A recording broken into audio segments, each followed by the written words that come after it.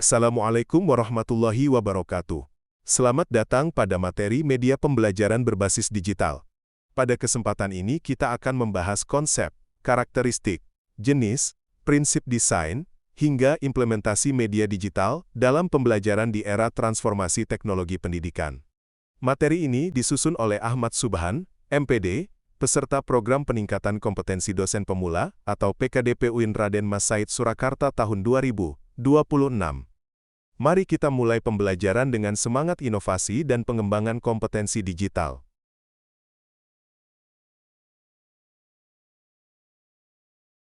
Setelah mengikuti pembelajaran ini, peserta diharapkan mampu memahami konsep dasar media pembelajaran berbasis digital. Peserta juga mampu mengidentifikasi berbagai jenis media digital yang relevan digunakan dalam pembelajaran di perguruan tinggi. Selain itu, peserta diharapkan mampu menganalisis prinsip desain instruksional dalam pemilihan dan pengembangan media digital, memahami berbagai aplikasi pembuat media pembelajaran, serta mengetahui pentingnya aksesibilitas, inklusivitas, hak cipta, dan etika digital. Pada akhirnya, peserta mampu merancang integrasi media digital yang efektif, inovatif, dan sesuai dengan kebutuhan pembelajaran abad ke-21. Media pembelajaran berbasis digital adalah segala bentuk perangkat lunak dan konten digital yang digunakan sebagai perantara penyampaian materi pembelajaran secara interaktif. Media digital memiliki beberapa karakteristik utama, yaitu interaktif, multimedia, mudah diakses, fleksibel, dan dapat diperbarui sesuai kebutuhan. Penggunaan media digital memberikan banyak manfaat, seperti meningkatkan motivasi belajar, memperluas akses pendidikan, mendukung pembelajaran mandiri, serta membantu peserta didik mengembangkan literasi digital yang sangat diperlukan di era modern. Terdapat berbagai jenis media pembelajaran digital yang dapat digunakan dalam proses pembelajaran. Pertama, media presentasi interaktif seperti PowerPoint, Canva, Prezi, dan Google Slides yang dapat diperkaya dengan animasi, gambar, video, maupun hyperlink. Kedua, media video pembelajaran yang memungkinkan penyampaian materi secara audio-visual melalui platform seperti YouTube, OBS Studio, maupun CapCut Edu. Ketiga, Learning Management System atau LMS seperti Moodle, Google Classroom, dan Schoology yang menyediakan lingkungan pembelajaran digital terpadu untuk mengelola materi, tugas, diskusi, dan penilaian. Pemilihan media harus disesuaikan dengan tujuan pembelajaran dan karakteristik peserta didik. Agar media digital dapat memberikan dampak yang optimal, penggunaannya harus berlandaskan prinsip-prinsip desain instruksional. Prinsip pertama adalah relevansi dengan tujuan pembelajaran. Media harus mendukung pencapaian kompetensi yang ingin dicapai. Prinsip kedua adalah aksesibilitas dan kemudahan penggunaan agar dapat diakses oleh seluruh peserta didik. Prinsip ketiga adalah interaktivitas yang mendorong keterlibatan aktif peserta didik.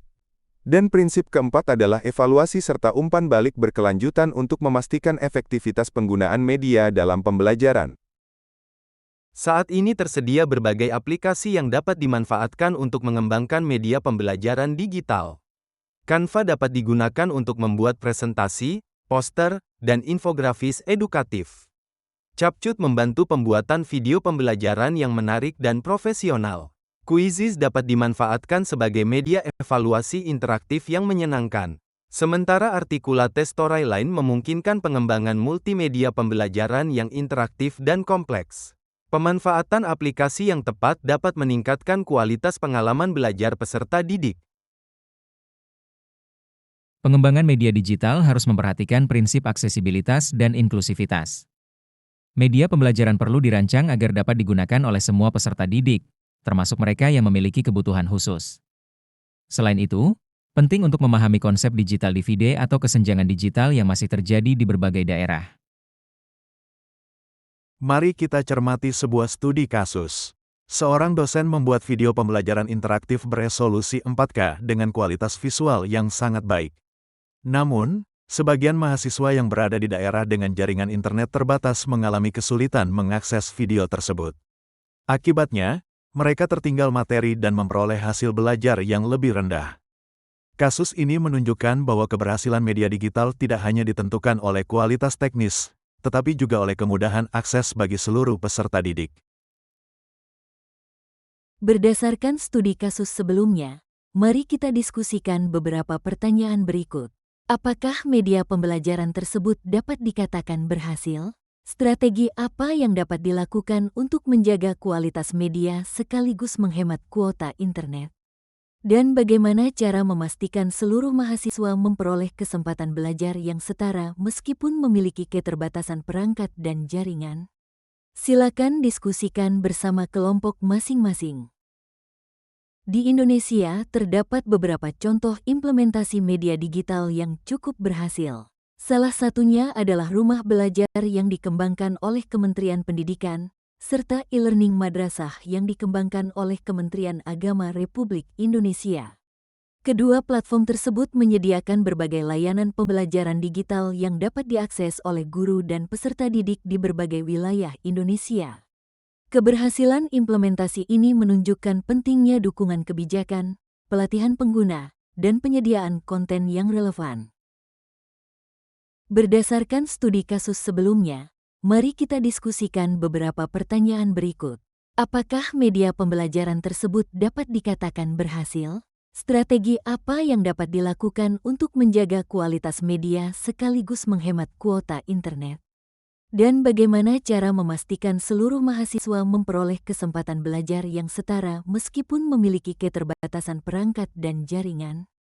Silakan diskusikan bersama kelompok masing-masing.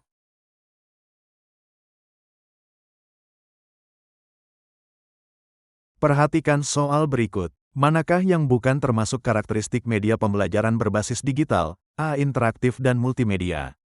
B. Hanya bisa diakses secara offline. C. Fleksibel dan dapat diperbarui. D. Mendukung pembelajaran mandiri. Silakan pilih jawaban yang paling tepat. Perhatikan soal berikut. Platform e-learning madrasah dikembangkan oleh A. Kementerian Pendidikan dan Kebudayaan, B. Kementerian Agama Republik Indonesia, C. Kementerian Komunikasi dan Informatika, D. Badan Standar Nasional Pendidikan. Jawaban yang benar adalah B. Kementerian Agama Republik Indonesia. Mari kita lakukan refleksi bersama. Ceritakan pengalaman Anda dalam menggunakan media digital selama proses pembelajaran. Apa kelebihan yang dirasakan? Apa kendala yang pernah dihadapi? Dan rekomendasi apa yang dapat diberikan untuk meningkatkan kualitas implementasi media digital di institusi masing-masing? Refleksi ini penting untuk membangun budaya pembelajaran yang terus berkembang. Demikian materi mengenai media pembelajaran berbasis digital. Semoga materi ini memberikan wawasan baru dan menginspirasi kita untuk mengembangkan pembelajaran yang lebih inovatif, interaktif, dan inklusif. Terima kasih atas perhatian dan partisipasi Anda. Wassalamualaikum warahmatullahi wabarakatuh.